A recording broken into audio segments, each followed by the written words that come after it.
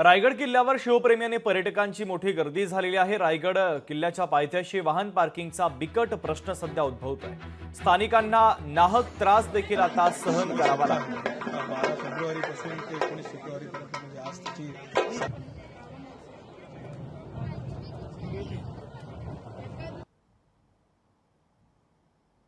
श्रीमान रायगडावर येणाऱ्या पर्यटकांची संख्या ही खूप मोठ्या प्रमाणात वाढत आहे। त्यामुळे शेकडो बसेस, शेकडो 4 व्हीलर गाड्या अशा खूप मोठ्या प्रमाणात गाड्या येतात। त्यामुळे त्यांना गाड्या लावण्यासाठी खूप मोठे कसरत करावी लागते आणि त्या सर्व गाड्या रोडच्या दोन बाजूला लागतात।